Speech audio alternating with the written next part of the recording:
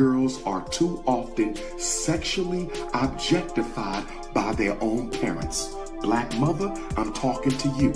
Why is your 12-year-old girl daughter wearing shorts and miniskirt with her thong hanging out? She got a big breast, and you got the breast hanging out, and she ain't nothing but 12 and 13 years old. Why are you sexually objectifying your daughter that young?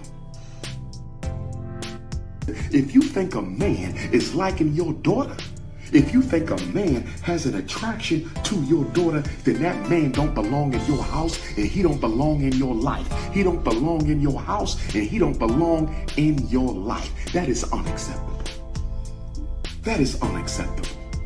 My mom put me out because her boyfriend was looking at me. My mom put me out because I told her I think her boyfriend liked me. He be giving me strange looks. He made inappropriate comments.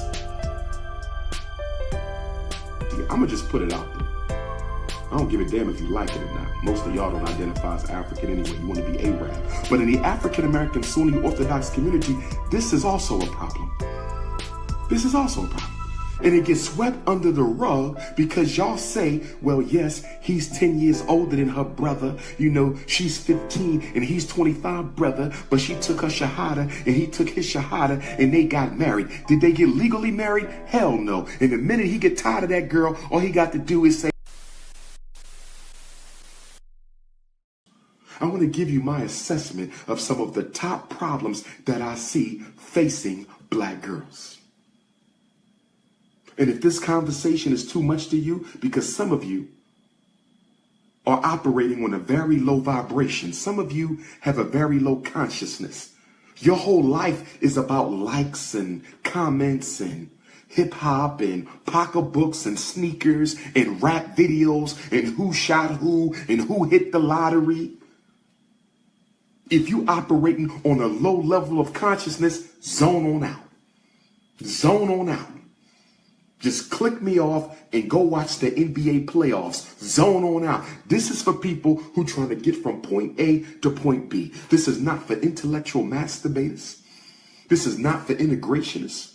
This is not for LBGTQers. This is not for reactionary Eurocentric feminists. This is for nobody except those who want a sincere movement to move black folks from where we are now in a state of decadence to a state of independence. I said this message is only for those who want to move our people from a state of decadence to a state of independence. Now, the feminist movement, and I know this is going to upset some of my feminist sisters out there, and that's all right, because you all know I'm not trying to win a popularity contest. My job is to tell you the truth, whether you like it or not. But one of the functions, whether it was intended or not, does not matter. When we're dealing with genocide, the intent doesn't matter, only the effect. When we're dealing with genocide, the intent does not matter, only the effect. And one of the effects of the feminist campaign in Black America is that it has helped to recreate the image of the black female into that of a black male. I'm going to say it again. One of the negative outcomes of the feminist movement in Black America is the feminist movement has helped to recreate, to rebrand the image of the black female into a black alpha male. The purpose of reinventing the image of the black female as a black alpha male is because it makes her just as much a threat to the American social order as it makes her black male counterpart. And if the black female can be rebranded as an alpha male, if she can be rebranded to be just as physically imposing and as dangerous as a black male, then her genocide, her murder, her police beatings will be acceptable in the eyes of the public because she has been recreated as a menace to society. And this is something that the feminist movement has not dealt with. And this is something that black women have not challenged the feminist movement to deal with. Why are y'all rebranding our image in such a way that it presents the black female as a menace to society as a public enemy. And by rebranding the image of the black female as a menace to society, you make homicide justifiable. You make murder justifiable. You make police genocide justifiable against the black female by rebranding her as an alpha male. Facts. Facts. So that's something that has to be dealt with. I want to give you my assessment of some of the top problems that I see facing black girls.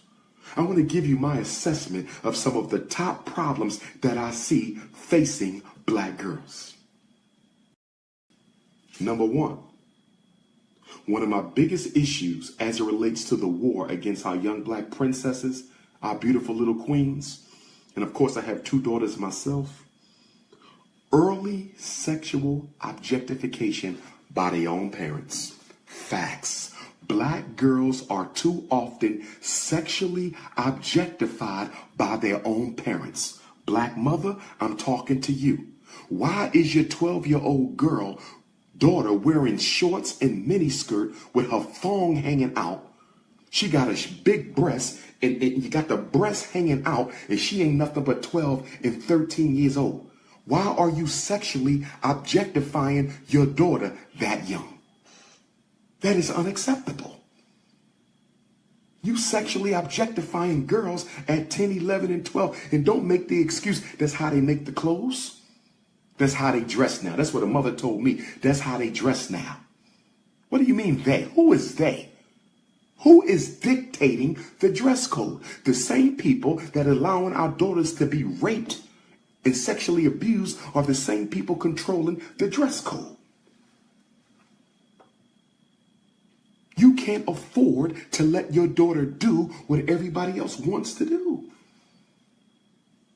Soon when she's 9 and 10 years old, soon when she start going through puberty, soon when she get her menses, you already showing her how to sell her body to men for free. Aunts and cousins and ladies in the neighborhood is demonstrating for our daughters how to sell your body to men 10, 11, 12 years old. Something has to be done about that.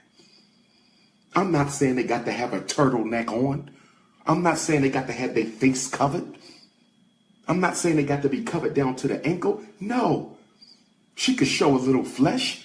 Boys show a little flesh. But it shouldn't be, she should not be accentuating the beauty of her body so often as a young child because you're teaching her to sell herself. That's a form of prostitution. It's unpaid prostitution. Cover that little girl up. We got to stop sexually objectifying our daughters. And then you get mad when she get pregnant. You get mad when you find out she lost her virginity and you sexually objectifying her. And black man, you need to check yourself. Because no black man with daughters living in that house with them girls should be allowing your daughter to dress in a sexually provocative way that young. Black girls are more likely to be pedophiled, more likely to be molested, more likely to be raped than any other woman. Don't you let society sexually objectify your daughter. So we got to deal with that. Related to that, another issue that we need to deal with as it relates to our beautiful black girls is the fact that we be letting them date boys who are too older than them. Too much their senior in age. We got to do something about this. We got to do something about this. Why is your 14-year-old daughter dating a 21-year-old? Why is your 15-year-old daughter dating a 25-year-old? Why is your 16-year-old daughter dating a 27, 28, 29, 30-year-old man? I'm meeting girls in the high schools whose baby dad's almost as old as me. How the hell is the father of your child almost as old as the damn school psychologist? Come on, y'all. That's prostitution. I know girls mature quicker than boys. I understand that girls mature quicker than boys. I understand that. But at the same time, we need to understand that even though she may mature intellectually quicker than him, he has been around the block longer than her. And his ability to manipulate and exploit that girl is significantly greater than any intellectual understanding she can have about dating as an adult. We got to do something about that. We letting these grown men impregnate our teenage girls. We letting these grown men impregnate our teenage girls. When are we going to stop this? And I'm going to get on my Akis for a minute. All right? In the African American Sunni Orthodox community, I'm going to just put it out there. I don't give a damn if you like it or not. Most of y'all don't identify as African anyway. You want to be Arab. But in the African American Sunni Orthodox community, this is also a problem. And it gets swept under the rug because y'all say, well, yes, he's 10 years older than her brother. You know, she's 15 and he's 25, brother. But she took her shahada and he took his shahada and they got married. Did they get legally married? Hell no. And the minute he get tired of that girl, all he got to do is say, I divorce you, I divorce you, I divorce you. And then he dropped her like a bad habit. Don't tell me I was raised in the mosque. And y'all need to do something about that. Talking about you serving Allah and you letting these grown men exploit these teenage girls and you try to cover it up with your religion. Go somewhere with that.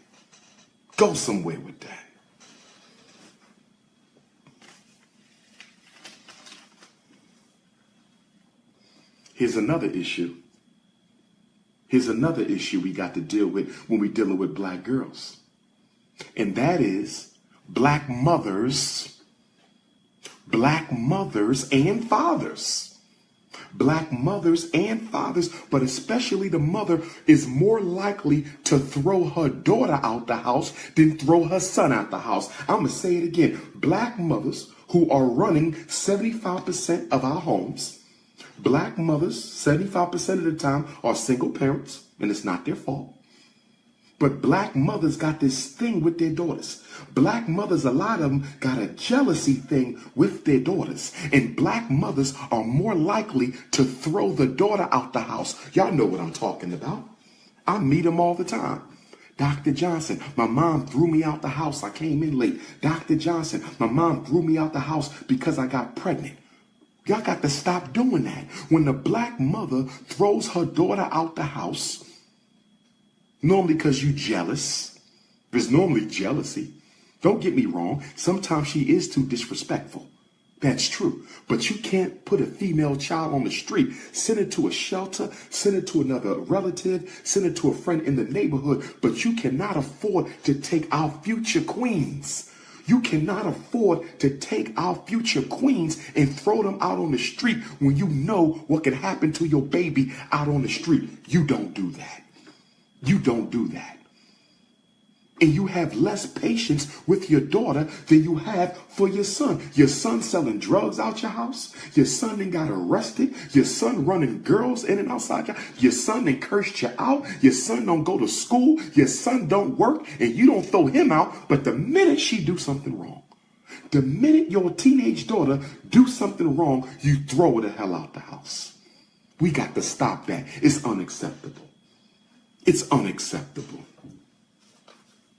And then I done seen so many girls in my years as a school psychologist and a therapist. I done seen so many girls who got thrown out the house by a young mother. Because the young mother was afraid that the boyfriend wanted the teenage daughter more than he wanted her. That's disgusting. If you think a man is liking your daughter, if you think a man has an attraction to your daughter, then that man don't belong in your house and he don't belong in your life. He don't belong in your house and he don't belong in your life. That is unacceptable. My mom put me out because her boyfriend was looking at me. My mom put me out because I told her I think her boyfriend liked me. He be giving me strange looks. He made inappropriate comments. Are we that thirsty? Are we that thirsty? Are we that thirsty that we'll throw our daughter to a wolves for a Negro you only knew a couple months? And 9 times out of 10, he ain't paying a single bill for you.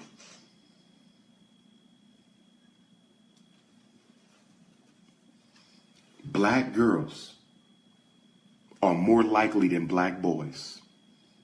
Black girls are more likely than black boys to be molested at home by a relative. The childhood molestation of black girls is absolutely, unequivocally, a crisis that is being ignored by the black church.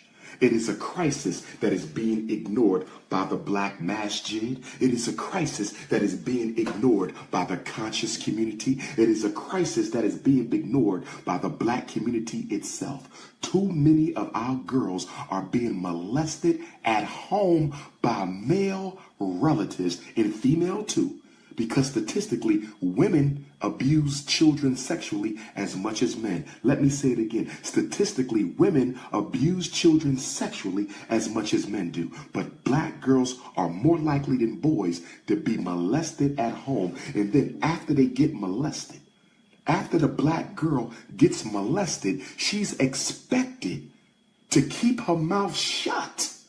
Look at this.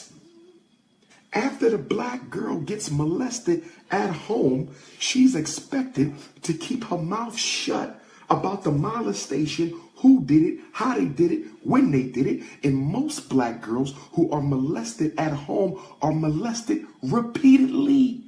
Black girls on average are molested 3 times by the same perpetrator. 3 times by the same perpetrator. Why? Because in this family, we don't talk about sexual abuse. In this family, we don't talk about pedophiles. This is what you do. Y'all don't say nothing to the uncle or the cousin who molested the child. And y'all tell the child, keep your mouth shut, just let it go away.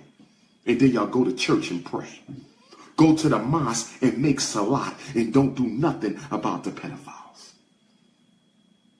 If I'm wrong, tell me. I see it too many times. I've had people bring me letters that girls have written. Letters that our daughters have written begging for somebody to do something about it. They know what I'm going to do. When they bring me the letter, we call them Child Protective Services. Oh, yeah. Oh, yeah. I don't deal with white supremacy, but you molest a child, I'm turning your ass in. Oh, yes. Oh, you don't want to? Oh, you don't want to tell? You don't want to? You better call. I'm going to call. Letting our little girls go through that hell. And then that begins to do what? Erode their respect for black men. That begins to erode their trust for black men. That begins to destroy their confidence for black men. And then that becomes a breeding ground for lesbian recruitment. That becomes a breeding ground for lesbian recruitment. And then once the girl gets sexually abused, once our daughters get sexually abused, there's different ways that they try to cope with the sexual abuse, different ways. One of the ways our daughters try to cope with the sexual abuse is by having more sex, because they think if they can have more sex, it'll drown out the pain. They think they can numb the pain of abuse by having more sex. You know how if you got an elbow, your elbow hurt, you got a tender elbow? So you say, if I keep on doing this, maybe it'll get numb. Maybe it'll stop bothering me. So you try to numb it with the pain. You're hoping enough pain that it'll just become numb. And that's what a lot of our daughters do. They have repeated sex and they start becoming promiscuous because they try to convince themselves that they actually like being used because they don't know how else to cope with the pain. And it only makes it worse.